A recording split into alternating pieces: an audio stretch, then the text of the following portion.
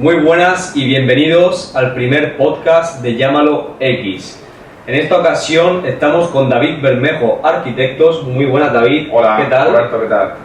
En una de sus maravillosas obras en Isla Plana, aquí en la región de Murcia, concretamente en la zona de Cartagena. Y bueno, bienvenidos a todos a esta la primera edición. Haremos muchísimas, espero que os guste. Y bueno, David, ¿qué tal? ¿Cómo Muy estás? bien, estupendo. Más que hayáis venido a visitarnos aquí a este espacio que hemos diseñado con tanto gusto, encanto y bueno, relax, que es lo que nos produce cada vez que venimos aquí otra vez a este lugar. Bueno, para que conozcan un poquito más a David, cuéntanos a qué te dedicas, cuánto tiempo llevas en el sector, en qué estás especializado, porque bueno, yo ya le conozco de hace un tiempecito y la verdad me parece un perfil bastante interesante, por eso estamos aquí hoy. Así que David, siéntete libre y cuéntanos un poquito más de ti para que todos te conozcan. Genial, estupendo, Roberto. Nosotros somos un estudio de arquitectura con 20 años de trayectoria. El estudio que representamos es DB Arquitectos, yo soy el gerente, David Bermejo, y a lo largo de nuestra trayectoria lo que hemos intentado hacer es, además de dignificar la vivienda, buscar algo más, buscar el conocimiento muy demostrado a día de hoy de que los espacios están interconectados totalmente con la esencia de la persona. Es lo que llamamos hoy día edificios enfermos versus arquitectura para sanar. Nosotros precisamente una de nuestras ramas o especialidades es crear esos edificios sanadores, edificios donde buscamos crear un viaje sensorial. Está más que demostrado que aquellos espacios donde se combinan todos los sentidos, gusto, tacto, olfato, texturas, visuales, son edificios sanadores. Aquellos edificios que se han pensado no desde el punto de vista, que es importantísimo, del programa y la función, sino también de desarrollar todo lo sensorial, producen y repercuten directamente en el usuario. Entonces, pues durante más de esos 20 años de trayectoria teníamos muy claro que desde 10 años para acá una de nuestras especialidades, que a día de hoy y sobre todo con el tema de la pandemia fue como algo, una inyección brutal, nos catapultó, por así decirlo, como profesionales dedicados en esa rama, y que los clientes fueron entendiendo cada vez más que los espacios que diseñamos no solamente son espacios para habitar, sino espacios para sanar. Es algo como muy interesante y que no nos podemos imaginar lo que repercuten en el humano, en el usuario y en su forma de relacionarse todos los días. Simplemente el ejemplo de levantarte y ver un árbol, o abrir una puerta y que te reciba, como yo digo, un árbol, te cambia la vida. Tal cual, ha sido una de las primeras cosas que me he fijado al entrar en esta obra de arte, porque no hay otra manera de denominarlo. Y claro, lo primero es que tú abres la puerta y te recibe un árbol. Y ya no solamente eso, o sea, es un olor que te cautiva. Claro. Luego al final, básicamente, David lo que hace, al final aquí en la región de Murcia, sobre todo, como tú muy bien has dicho, hay mucho edificio enfermo, edificios que te provocan ansiedad, estrés, sensación de que estás compartimentado, ¿no? En esos espacios una persona no puede desarrollarse libremente, no puede ser creativa. Correcto. Por ejemplo, una persona como tú y como yo, que somos artistas, yo creo que el artista se condena solo, ¿no? En espacios como eso. Y ha sido una de las cosas realmente que me ha llamado la atención, que cuando he entrado te he dicho, digo, joder, me he acercado, lo he olido. He entrado como en un bucle de sensaciones diferentes. Me ha gustado mucho tu reacción, perdona que te interrumpa, me ha encantado tu reacción de cómo de repente has querido analizar el espacio porque has encontrado algo que querías observarlo, necesitabas sentirlo, necesitabas palparlo. Lo que le he dicho a David, porque bueno, él ya ha estado aquí varias veces, obviamente, en su obra, me estaba introduciendo como bastante rápido hacia adentro y digo, espérate David, déjame sentirlo. Disfrutarlo. Claro, pieza por pieza, que sé que lo que cuando entra hacia adentro va a ser acojonante, déjame, poco a poco, o sea, Y eso no lo digerirlo. Exactamente. Digerirlo. Claro. A mí no me ha pasado nunca, ya de repente entras en el espacio y es como que conectas, que cautiva. Sanas. Básicamente sanas. Sanar. Eso es lo que hace David y el perfil de su arquitectura, por eso es tan especial y estoy aquí con nosotros, porque crea verdaderas obras de arte sensoriales que directamente influyen en el individuo, aumentando todos los aspectos positivos de su vida. Te voy a hacer un hincapié. Esto es un estudio que se lleva haciendo hace muchísimos años y la pandemia, vuelvo a repetir, no solamente a nosotros, sino a muchos estudios de arquitectura que han dedicado mucha parte de su tiempo a la investigación, porque al final la arquitectura es un proceso de investigación. La arquitectura no es construcción, la arquitectura es algo más. Entonces, cuando un cliente viene a visitarnos, aunque esto parezca un poquito descabellado por nuestra parte, hacemos un pequeño test de compatibilidad. Ese test de compatibilidad va a decir si está dispuesto a dejarse ayudar o no está dispuesto a dejarse ayudar. Eso para nosotros es importantísimo, porque un cliente que viene lleno de prejuicios, un cliente que no es capaz de abrir la mente para sanar, posiblemente no le vamos a poder ayudar.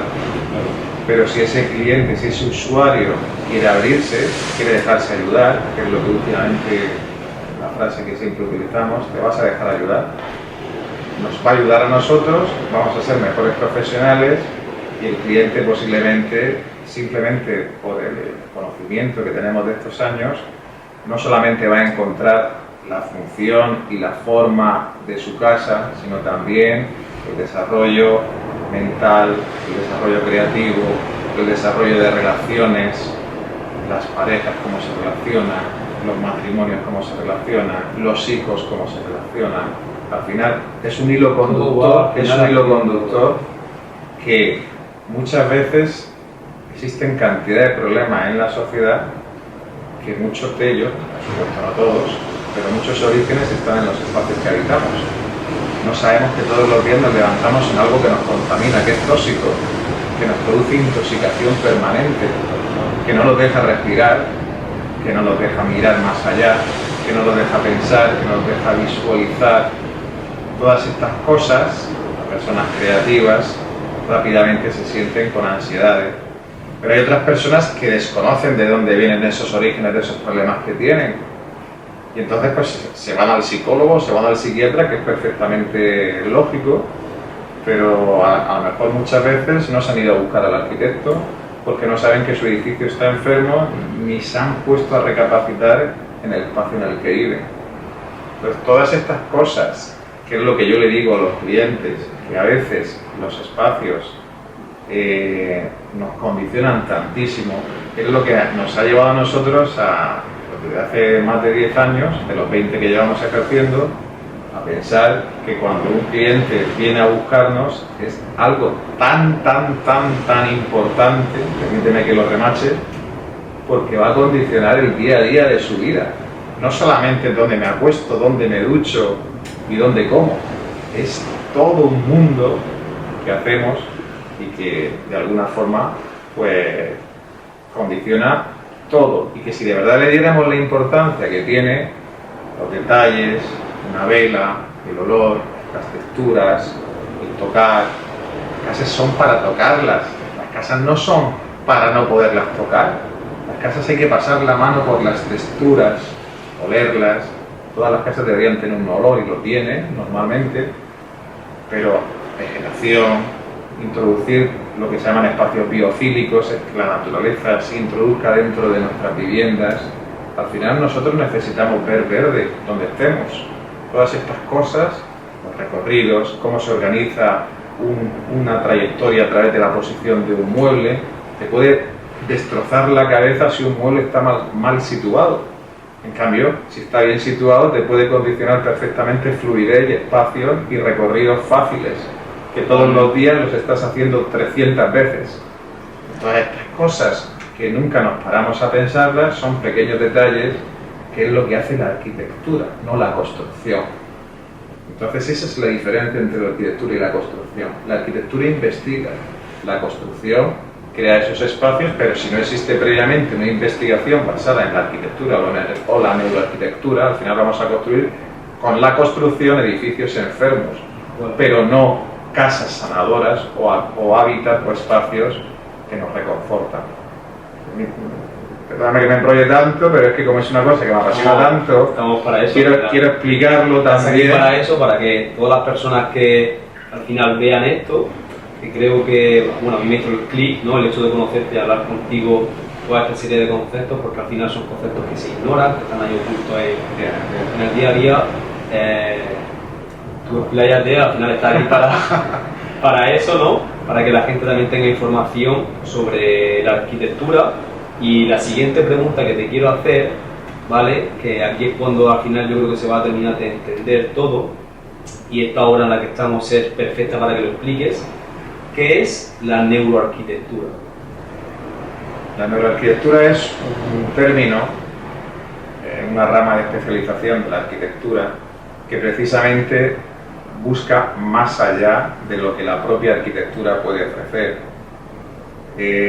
Normalmente una arquitectura aglutina un programa, es decir, 3 habitaciones, 2 baños y un salón. Justifica unos parámetros urbanísticos, justifica una ordenación del territorio, pero la neuroarquitectura no solamente se basa en eso, sino que además busca todo lo que hemos comentado antes, que es, además de cumplir todos los parámetros arquitectónicos que nos impone hoy día la arquitectura, es conjugar un viaje sensorial. Ya tenemos cumplido la función, la forma, el programa, el número de habitaciones. Cuando hablo de programa hablo de cuántas habitaciones necesitamos, cuántos usuarios van a haber en la vivienda, si la quiero la cocina office abierta al salón, si quiero un baño en open suite, como aquí habéis podido comprobar, como nosotros lo llamamos duchas reparadoras, duchas que se abren al paisaje, todas estas cosas. ¿Y cómo lo implementas en tu vivienda? Porque hay como una serie de... Claro, entonces estos son estrategias, ¿vale? Lo que hoy día puede ser una vivienda, nosotros también estamos muy especializados en reformas, es cómo reconvertir una construcción o un edificio o una vivienda enferma, ¿no? Reconvertirla a un espacio sano. Entonces empezamos desde el desarrollo del programa, desde la composición, desde el orden, las jerarquías, los recorridos, las visuales. Sobre todo miramos mucho siempre, como tú bien sabes, arquitectura y lugar, el contexto en el que estamos, primordial. ¿Qué nos ofrece el lugar en el que estamos? ¿Nos ofrece algo increíble? Saquémosle toda la molla. No nos ofrece nada, no tenemos un espacio interesante que ver a través de nuestras ventanas, creemos nuestro propio paisaje interior. Nosotros hemos trabajado en muchos edificios donde las ventanas lo que nos iban a producir es ventilación cruzada, pero luego creamos un patio interior artificial, porque eso era en torno al cual un concepto claustro con tapadera, pero en torno a ese claustro interior patio verde se iban a producir los recorridos, se iban a producir el orden, cómo establecíamos la distribución alrededor de ese patio. Y en puesto de ver una vivienda compartimentada y llena de pasillos y espacios que no son vivideros, crear como un núcleo verde y en torno a ese núcleo verde crear zonas diáfanas que se van compartimentando o flexibilizando, lo que se llama la arquitectura flexible, que en determinado momento se puede abrir o se puede privatizar, por así decirlo. Entonces, cuando al final tenemos controlado todos estos conceptos junto al cliente, estudiamos todas las variables que pueden hacer mejorar la vivienda desde todos los puntos de vista que hemos indicado, es cuando estamos produciendo, por así decirlo, el efecto neuroarquitectónico. Es decir, no solamente cumplo el programa, es decir, las necesidades del cliente, sino que voy más allá. Quiero que el cliente se sienta como una experiencia, como algo que, por así decirlo, lo reconforta. Es abrir la puerta de tu casa y entrar a tu espacio sanador. Eso deberían ser todas las viviendas. Estamos llenos de contaminación, nunca mejor dicho, en todos los sentidos, ¿vale? En todos los sentidos del día a día, el trabajo, la acústica, la propia contaminación, lo enfermo de las redes y de muchos problemas que existen, y lo que no podemos hacer es entrar a nuestro espacio hábitat sanador y encontrarnos otra vez con lo que nos estamos encontrando en la calle. Cada vez las viviendas van a ser más importantes, cada vez van a ser espacios más sanadores. ¿Por qué? Porque ya está en la calle para destrozarnos las mentes.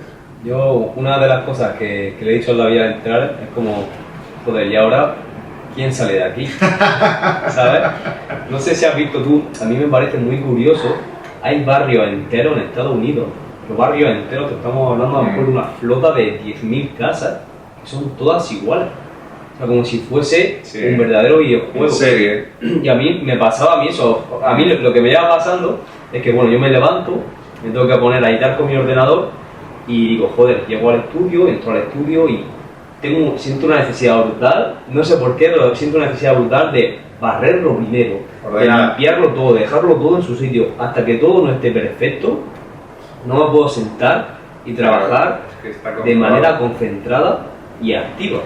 Y David a mí me dijo tres palabras que me ordenaron ese concepto y dije, hostia, ya ves, me dijo, bueno, dilo tú que te lo sabes mejor. Sí, es una frase que siempre empleamos con el cliente para cuando llega, tranquilizarlo y que sepa cuál es nuestro mensaje, y es orden, equilibrio, paz. Si ordenamos, equilibramos lo mental y lo funcional. Si equilibramos, todos trabajamos en paz. El cliente está a gusto con nosotros, nosotros estamos a gusto con el cliente, y al final esto es un viaje donde no se puede hacer la reforma o la vivienda nueva, ojalá en un segundo, sino que tenemos que disfrutar de ese viaje. Pero si ese viaje es ordenado, si ese viaje es equilibrado, todos lo llevaremos fenomenal, y al final el resultado pues será esa vivienda o ese espacio, ese local, que sabes que nos dedicamos también a locales y habilitación de locales y creación de espacios, que al final lo que estamos creando son espacios vivideros, espacios de comercio, espacios donde la gente se sienta bien. Entonces, como tú bien has dicho, orden, equilibrio, paz. Y hay una diferencia muy grande realmente, que yo creo que es bastante importante hacer hincapié aquí, ¿no?, entre construcción y arquitectura. Porque realmente una casa con 4 paredes, una cama, una cocina y tal, que sea útil, es muy digna, es muy alcanzable para cualquier persona, pero ahora realmente prácticamente una persona promedio está la mayor parte de su vida en su casa. Entonces, ¿qué mejor? Por ejemplo, lo tengo claro, una de las mayores inversiones que voy a hacer en mi vida va a ser en mi hogar. Y es muy diferente también la palabra casa a la palabra hogar. Una casa es un lugar que te guarda, ¿no?, en el que tú tienes que hacer tus necesidades, pero un hogar es un espacio en el que convives, ¿no? Convives, interactúas, te relajas, te concentras. El origen del hogar viene del fuego. El hombre se reunía en torno al fuego. El fuego, las velas estas que tenemos, el mar, por las circunstancias que sean, al hombre le atraen de una forma increíble. En torno a un fuego, en torno a un mar, en torno a una vista infinita, a lo natural. También el tema del fuego creo que irá conectado en gran parte con los espacios biofílicos de lo que... Totalmente, de lo que tú todo está relacionado. Entonces, al final, lo que te debería decir, lo que estás diciendo, la diferencia entre casa y hogar, precisamente es esto que estamos comentando.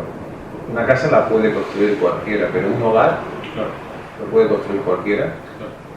Los hogares hay que programarlos, ordenarlos y equilibrarlos, al final, de alguna forma, que el usuario se sienta que ha conseguido su hogar. Eso se puede conseguir, como tú decías, con viviendas creándolas en serie, como si estuviéramos sacando en una fábrica de viviendas como churros. No. La arquitectura, lo que eso te va a permitir esas sensaciones es como un poquito la arquitectura personalizada. ¿Y esto es premium o es exclusivo una arquitectura personalizada? Nada, ¿eh? Una arquitectura personalizada para ti puede ser que yo me levante por la mañana y abra una ventana y vea un árbol, y para otro señor puede ser que por la noche cuando llegue vea un fuego. Claro. Pero eso está haciendo... El señor de esta casa, ¿no?, que me ha contado el detalle de que en el momento que tú entras y enciendes la primera luz, esta persona está apasionada por la lectura Y y por el buen vino, ¿no? Buen vino, Y efectivamente. exactamente, qué casualidad que esas dos luces que se iluminan, una da para su librería, ¿no? Y otra para su biblioteca. Ahora yo lo pienso y digo, y por ejemplo, pues me gusta la comida, ¿no? Si tú coges y me iluminas la zona del despensero de una, llego de Te trabajar, alegra ya nada más entrar. llego muerto de hambre, digo, venga, se me pasan todos los problemas. Estos son ideas que luego... Un momento, a ver si sigue grabando esto. Está funcionando muy bien. A la media hora se corta.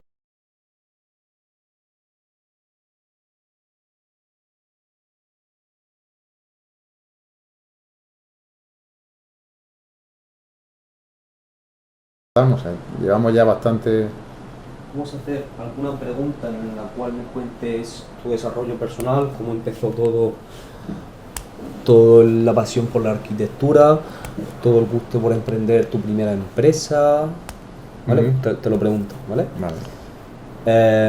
Cambiando un poquito de tema, David, para que la gente te conozca, que creo que ya te ha conocido como arquitecto, cuál es tu filosofía, Ujú. los valores que defiendes, para que puedan empatizar un poco contigo, realmente si hay alguien que se pueda sentir identificado con esta profesión, sobre todo si está gente joven, que diga, joder, me gusta bastante la arquitectura y creo que tu visión de ella puede inspirar a mucha gente quizá a lanzarse, porque realmente creo que es algo que todavía es un tema que se desconoce, ¿no? Ujú. Todo el mundo conoce el tema de la construcción y todo el mundo conoce la palabra arquitectura, ¿no? Pero realmente No saben claro. profundizar en lo que es no lo saben que tú vienes a utilizarla decir, bien.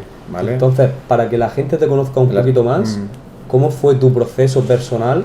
Desde pequeño tú has sido una persona creativa. Sí, yo a mí un folio en blanco es mi mayor regalo. Yo llegaba a mi padre que tenía una sastrería y lo primero que me hacía era subirme en una borriqueta que había y entonces en lo que se llamaba donde martilleaban, por así decirlo, donde hacían las prendas, mi padre me daba un folio en blanco y un lápiz para que yo estuviera calladito.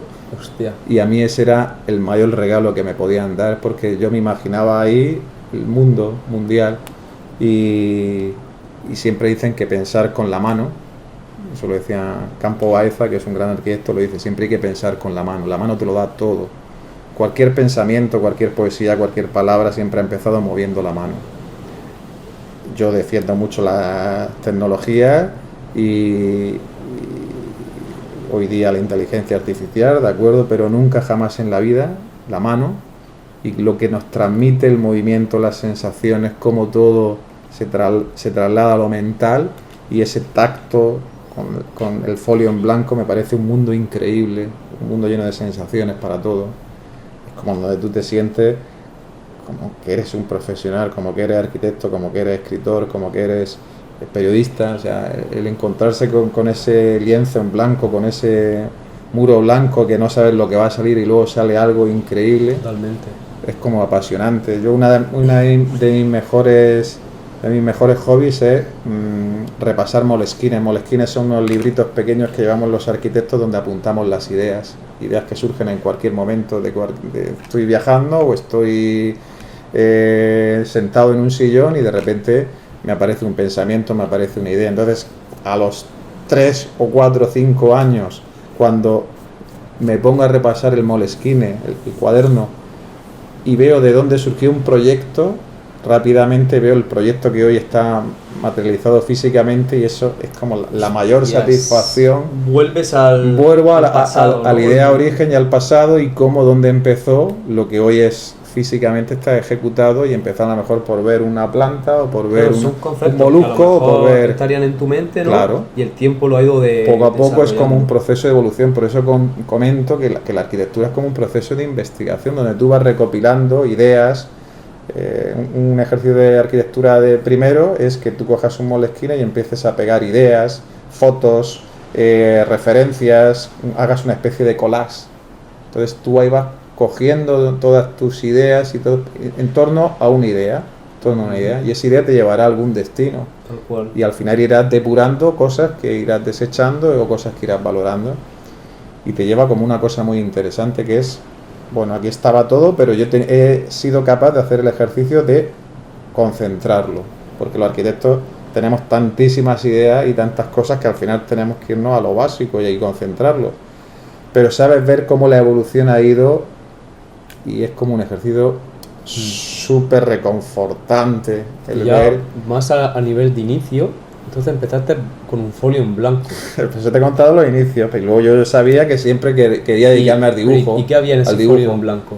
En ese folio en blanco no había dibujabas? nada, pero mi padre, por ejemplo, tenía tarjetas de estas de los santos, de San Pedro, de San Juan. ¿Qué dibujabas tú en esos folios al principio? Entonces lo que me daba, entonces mi padre me daba una tarjeta, una postal, ponte a dibujar esto. Y yo cogía con un lápiz y me ponía a dibujar un santo, me ponía a dibujar a San Pedro, y se me daba muy eso, bien. Se me daba ¿cómo muy derivó ese punto se- de se me dibujar daba a San bien. Pedro a Pues porque vas evolucionando, vas Arquitectura. adquiriendo conocimientos, luego se te da bien el dibujo técnico, se te da bien un poco la humanidad, te gusta la historia del arte. te vas descubriendo? Y vas a ti mismo, descubriendo, ¿no? y entonces sabes que tienes una tendencia humanista. ¿De y qué por así edad decirlo, estamos hablando, más o menos? Para que la gente yo, esté yo en empecé situación. dibujando con 4, 5, 6, 7, 8, 9 años, ya estaba yo dibujando, era como mi mejor juguete. Claro. ¿Y ¿vale? a qué edad más o menos te diste cuenta de que tenías habilidades humanísticas, que te gustaba más el dibujo técnico? Desde muy pronto, Desde muy pequeño. desde los 10, 11 años yo ya despuntaba en dibujo, siempre se me daba muy bien el dibujo, siempre era... El dibujo era como algo que me ha acompañado siempre toda mi vida y luego eso pues te lleva a pensar, vale, se me da muy bien dibujar, tampoco se me daban mal las matemáticas y luego la construcción me encantaba, a mí ver el proceso de cómo empieza un edificio y cómo se termina, hasta dónde se llega el proceso, me encantaba todo eso, entonces se Despertaba esa junta curiosidad, la ¿no? construcción, se junta el diseño, se junta la arquitectura, se junta el dibujo, todavía la palabra arquitectura no había surgido y Claro. de repente aparece la palabra arquitectura y empieza a leer y empieza a conocer y te das cuenta que la arquitectura es como una rama filosófica del arte, pero que al final pretende ser como algo práctico, porque verdaderamente los arquitectos tienen como una base muy de arte, muy de historia, pero que por así decirlo luego se tiene que tecnificar. Porque otra de las cosas que yo tengo una base es que también soy aparejador y entonces me ha gustado mucho la construcción, he defendido mucho la obra, entonces he combinado ambas cosas y al final es como ingeniería, ¿Qué es arquitectura. ¿A qué se dedica realmente un aparejador? Para que la gente que esté viendo El esto- aparejador es, por así decirlo, el que lleva a pie de obra la ejecución que ha proyectado el arquitecto. Entonces, como Que yo esos dos palos en una los he obra controlado, está claro, el el aparejador o arquitecto técnico, obviamente quien esté los peones, ¿no? sí, De la peones, construcción, encargados de obra, jefes de obra, aparejador o arquitecto técnico, correcto, y luego el arquitecto superior. arquitecto superior. Ujú. ¿Y qué función desempeña? Porque ahora mismo tú, por ejemplo, como jefe de obra, ¿no? Como El arquitecto jefe de obra superior, sería, normalmente un jefe de obra es un aparejador de una constructora. Luego está la dirección facultativa, Sí. que la forma el director de ejecución, que es el aparejador, y el director de obra y proyectista, que es el arquitecto. Ujú. Y entonces, bueno, pues es la dirección facultativa a la que todo el mundo se tiene que dirigir Claro. antes de tomar cualquier decisión. Y en todo caso el aparejador reporta al arquitecto cualquier incidencia que pueda producirse en la obra. Hay arquitectos que van más a la obra y hay arquitectos que van menos a la obra. A mí, por ejemplo, me encanta ir a la obra. Yo soy un apasionado de ir a la obra. Pero Te- también te encanta meterte hasta el fondo, Hasta ¿no? el fondo, pero también soy un apasionado de estar en el tablero dibujando, en el estudio dibujando. Entonces, como me gustan las dos ramas, no sé con cuál disfruto más. Me ¿Por encanta. qué elegir cuando puedes? Claro, entonces me encanta. Entonces es como todo el proceso, que como dice mi mujer, dice, hostia, es que lo abarcas todo, es que no puede ser todo. Entonces, desde la idea originaria en Céntrate, en el ¿no? folio en blanco hasta el final de la terminación del Hasta último el detalle techo está ahí David poniendo la maceta. de la vegetación del paisajismo, que lo estamos colocando y le estamos dando 7 vueltas a ver si esta planta es la idónea o es un olivo o es un... Entonces, pues todas estas cosas, me encanta el proceso entero, todo el proceso que abarca, no puedo desprenderme de él. Yo me acuerdo cuando empezaba con mis primeras obras como aparejador, que yo me iba a las 7 de la mañana a ver cómo iba evolucionando la criatura, es como algo apasionante. Y hablando de tus primeros proyectos, ¿qué tal fue construir tu primera casa? Porque me imagino que sería enfrentarse Pues ya... la suerte que tuve es que el arquitecto con el que empecé a trabajar me daba rienda suelta. De hecho, yo tomaba decisiones que no eran propias de un aparejador. Por eso yo despuntaba en ese sentido. Y como él, lo bueno que tenía es que confiaba plenamente en mí, pues me permitía tomar decisiones que normalmente un aparejador dice, pues espérate que lo consulte con el arquitecto. ¿Y por qué confiaba plenamente en ti? Porque ya apuntabas, ¿no? Ya apuntabas. Claro, él vería que yo, además de aparejador, tenía, por así decirlo, inquietudes que iban más allá. Y ¿vale? y Entonces, estamos que yo quería controlar todo el proceso. Y estamos Yo lo tenía hablando claro. de que en ese punto ya partías con algún estudio. Claro, yo ya estaba en una estudio de arquitectura trabajando.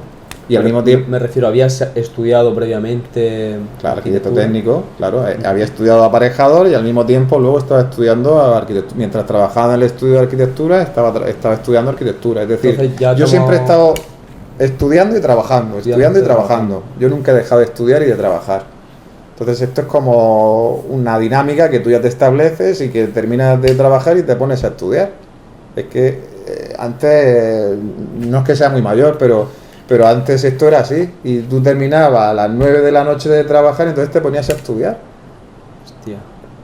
¿Vale? Y Claro. si te tenías que acostar a las 5 de la mañana y levantarte a las 8 porque tenías que estar en el estudio y había que dormir 2 horas, se dormía 2 horas y no pasaba nada. ¿Vale? Lo que pasa que ahora, pues bueno, todas estas cosas no se pueden decir porque Claro. es muy radical, pero el que le gusta las cosas lo hace con mucha gratitud, lo hace con una pasión increíble. Y lo que yo recomiendo para todo el que le guste la arquitectura es que la primera herramienta que tiene que tener es pasión. Pasión. Si no hay pasión, pero eso en La todo. gente dice a lo mejor Pero- necesito el programa, pero necesito eso el es- ordenador y tal. Si tú tienes pasión, hasta coges un boli, la presentación de proyectos 6, te la curras como se hacía antes en Rotring, si es necesario, ¿vale? Porque el tío que tiene pasión se come las montañas. Y esta es la herramienta básica. Luego, por supuesto, tienes que estar formado, tienes que estudiar mucho, tienes que leer mucho. Leer mucho, mucho. Cuanto más lees, Cuanto más referentes. cuanto más ¿no? referencias tienes, más capacidad creativa tienes. Entonces, al final, esto es como todo. Y luego, el arquitecto, y esto está mal decirlo, tiene que tener ese pequeño... ¡Guas! Se acabó. Bueno chicos, es el primer podcast, no tenemos equipo humano que nos ayude, se ha quedado la cámara sin batería y bueno, ha sido una conversación corta pero muy muy interesante con David y nada David, muchísimas gracias por todo. Encantado. Nos vemos en próximos podcasts seguro, hay que traerle de nuevo. Por supuesto. Nada chicos, dejaros un like si os ha gustado el primer vídeo porque se viene mucho contenido y de mucho valor. Hasta la próxima. Ok. Nos despedimos aquí en esta bonita obra de arte de David. Hasta la próxima.